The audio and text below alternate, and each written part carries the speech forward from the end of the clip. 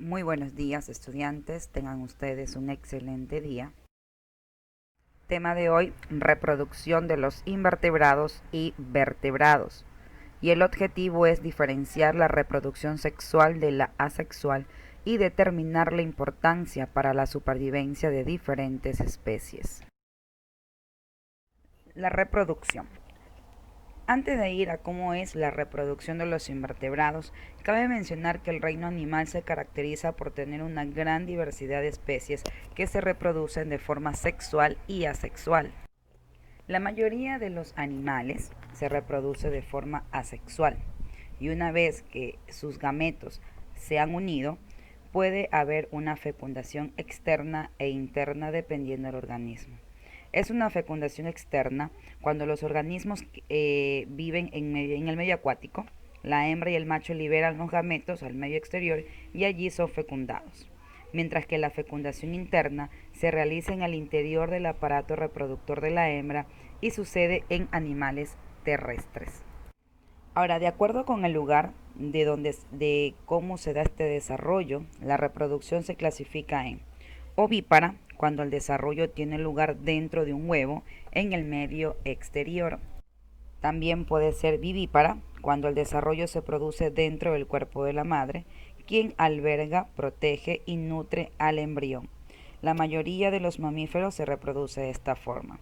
Y también tenemos la ovovivípara, cuando los huevos permanecen dentro de la hembra, quien les brinda protección sin nutrientes hasta su eclosión.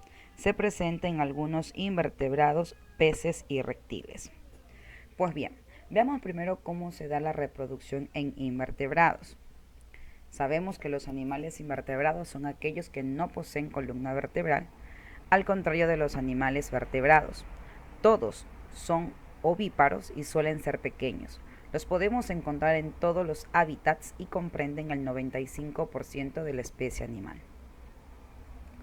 Bien, como características generales podemos decir de los animales invertebrados que, por norma general, suelen ser animales muy pequeños en comparación con los animales vertebrados. No existe un único hábitat para estos animales. Su gran variedad hace que haya tantos invertebrados terrestres como marinos y aéreos. La mayoría de los invertebrados son ovíparos, es decir, que nacen por medio de huevos. Bien, aunque existe un gran número de invertebrados que también se reproducen asexualmente.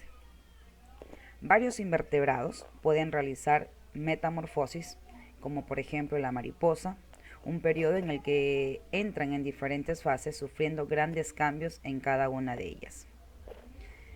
Y algo que es muy interesante e importante recalcarlo, de que muchos invertebrados son esenciales para la naturaleza, ocupándose de, entre otras cosas, de la polinización de las flores y del control de determinadas plagas. También son esenciales en la cadena alimenticia, siendo el alimento principal de los vertebrados, es decir, ocupando un lugar de consumidores primarios. Bien, al ser un grupo muy extenso, porque estamos hablando que el 95% de los animales existentes en nuestro planeta son invertebrados, su clasificación consta de, según la protección corporal, consta de artrópodos, en este caso que se clasifican en insectos, arácnidos, miriápodos y crustáceos. También los moluscos, en este caso que también se subclasifican en celápodos, cefalópodos. Estos cefalópodos, como por ejemplo los pulpos, los bivalvos, tenemos nosotros aquí las conchas, las almejas y también los gasterópodos, a estos también los conocemos como los caracoles. También tenemos a los equinodermos, que son únicos, en este caso tenemos a un pepino de mar, a una estrella de mar, y también los animales que no tienen protección corporal. Aquí tenemos a los anélidos, también tenemos a los poríferos. Entre los poríferos tenemos una esponja de mar, por ejemplo. También tenemos aquí a los cnidarios como las medusas y los pólipos. De forma general, estos animales invertebrados tienen dos tipos de reproducción asexual y también pueden ser de reproducción sexual. Los invertebrados, casi en su totalidad, son ovíparos, es decir, que se reproducen mediante la colocación de huevos, aunque también existe un gran grupo numeroso que mantiene una reproducción sexual. Sin embargo, cada uno de estos grupos tiene un tipo de reproducción diferente. Por ejemplo, los poríferos o las esponjas de mar, ¿no? Que son estos conocidos, viven porque viven en el agua, su cuerpo es irregular, sin simetría. Estos animales presentan una reproducción sexual y asexual. La reproducción asexual la hacen por fragmentación. Muchos de ellos son hermafroditas, es decir, que contienen sus órganos sexuales tanto masculinos como femeninos. Bien, ahora vamos con la reproducción de los cnidarios, es decir, las medusas y los pólipos. Estos son de forma sésile, es decir, que son inmóviles, pero básicamente estos se reproducen por gemación. Ellos reproducen nuevos pólipos o nuevas medusas, mientras que las medusas tienen reproducción sexual con fecundación externa que da origen a una larva flagelada, ¿no? De esta manera ellos, al ser acuáticos, tienen una fecundación externa. Luego tenemos a los anélidos. Son un grupo muy diverso de gusanos, segmentados principalmente ovíparos. Se agrupan a los poliquetos, oligoquetos y a los hirudíneos. Estos también tienen un tipo de reproducción sexual y de hecho muchos de ellos son hermafroditas. Dentro de este grupo también corresponden, por ejemplo, las sanguijuelas, que se caracterizan directamente ellas por ser hermafroditas.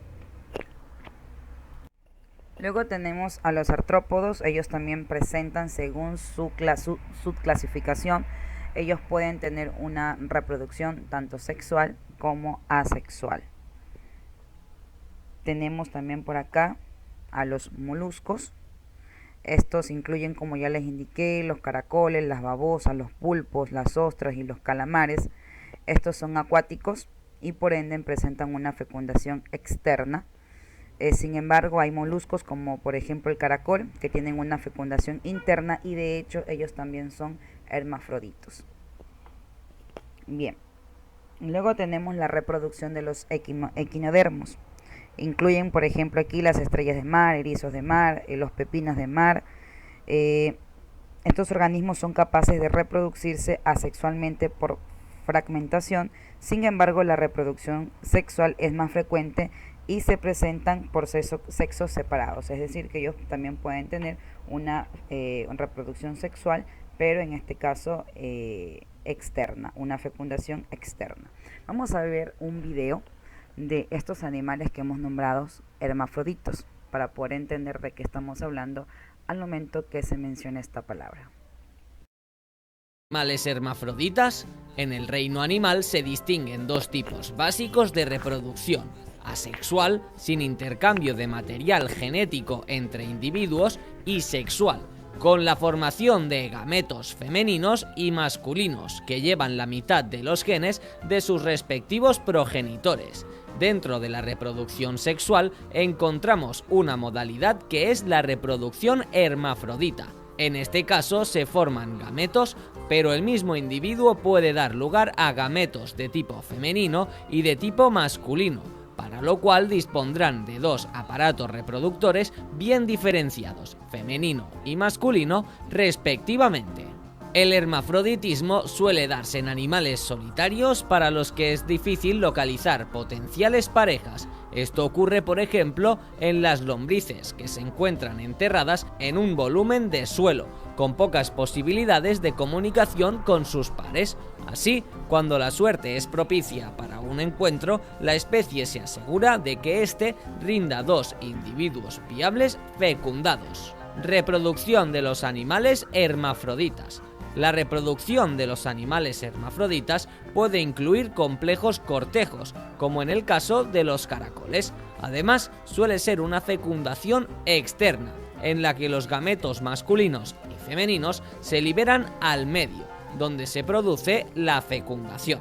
Algunos se ayudan de la generación de espermatóforos, una estructura en forma de saco que contiene una masa de espermatozoides envuelto en una cubierta. Esta cubierta protectora además puede incluir diversos nutrientes. Ejemplos. Podemos encontrar algunos ejemplos de animales hermafroditas bien conocidos en la naturaleza. Caracoles. Algunas especies de caracoles son hermafroditas. En cualquier caso, todos los caracoles hermafroditas dependen de la fecundación cruzada, el acoplamiento entre dos individuos que puede llegar a durar varias horas y consta de dos procesos. Primero se lanza una estructura en forma de dardo, que contiene secreciones estimulantes. Una vez los dos caracoles están receptivos, emiten un espermatóforo, una estructura que contiene los espermatozoides que accede a la cavidad donde se sitúan los gametos femeninos. La puesta suele comprender alrededor de 5 huevos. Pez guppy. El pez guppy es un buen ejemplo de hermafroditismo secuencial. Dependiendo de las condiciones del ambiente, principalmente del ratio entre machos y hembras a su alrededor, el pez guppy es capaz de cambiar de sexo. Esto requiere de importantes cambios en la expresión del material genético y de la remodelación de las estructuras corporales. Y hasta aquí este...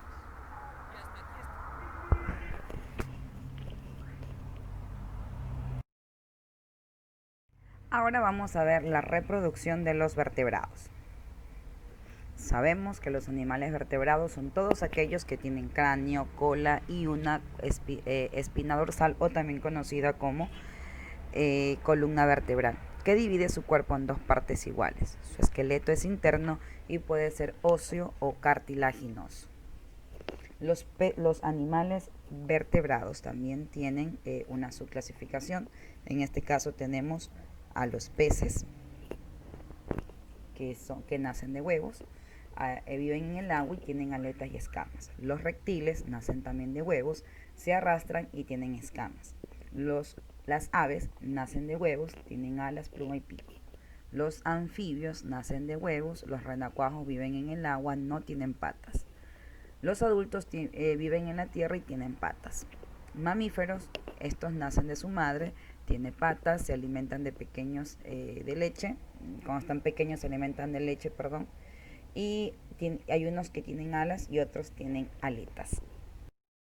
Reproducción de los vertebrados. Los vertebrados se reproducen sexualmente y la mayoría tienen especies machos y hembras. Las especies acuáticas generalmente presentan una fertilización externa, mientras que las especies terrestres usualmente presentan una fertilización interna. Los vertebrados presentan una de 3 estrategias reproductivas conocidas como la oviparidad, ovoviparidad y la viviparidad, que son tipos de reproducción, como ya lo habíamos visto anteriormente. Los vertebrados son un grupo muy diverso de organismos que han desarrollado diferentes estrategias para asegurar su reproducción y sobre todo su supervivencia. Como ya sabemos nosotros, estos animales tienen clasificaciones, entre ellas están los peces. Ellos tienen una reproducción sexual, pero esta es interna. Muchos peces pueden ser hermafroditos. De hecho, se les llama o se los conoce como hermafroditismo sucesivo, que es el cambio de sexo que ocurre como respuesta a condiciones ambientales o ante necesidades específicas, tal y como lo vimos en el video en la anterior diapositiva. En los anfibios, los que fueron los primeros vertebrados en colonizar la Tierra, aún mantienen una etapa de su vida en el agua y son los únicos de este grupo que presentan metamorfosis. Su reproducción es sexual.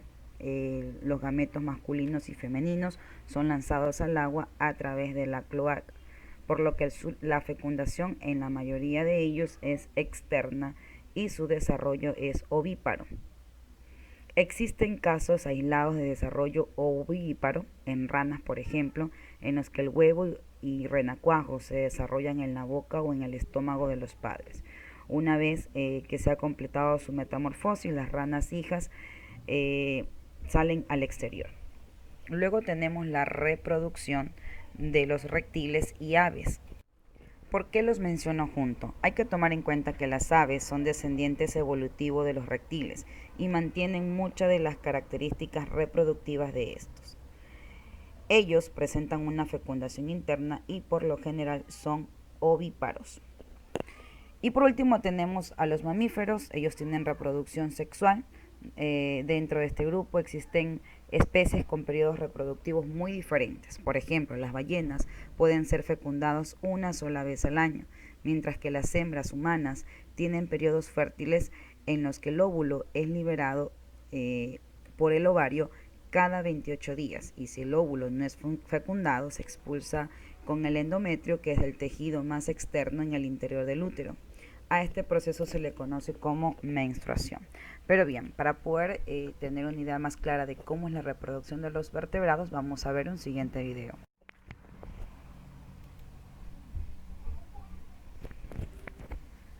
Reproducción sexual en animales.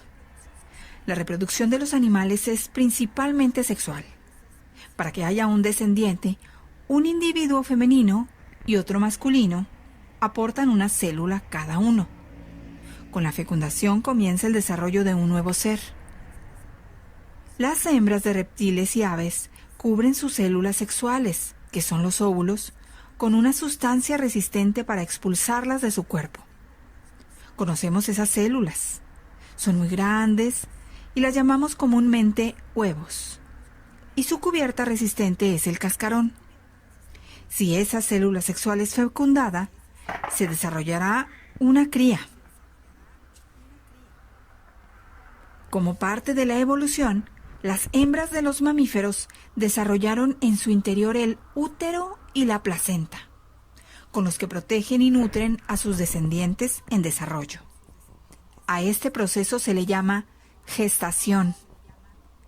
Después de un tiempo, cuando el nuevo ser está más desarrollado, es expulsado del cuerpo de la madre.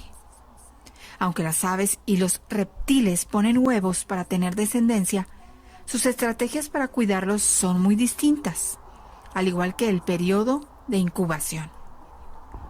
Los reptiles, aves y mamíferos tienen conductas especiales relacionadas con la reproducción. ¿Cómo eligen una pareja? ¿Cómo convencen a la pareja elegida para la reproducción? A este proceso de convencimiento se le llama cortejo.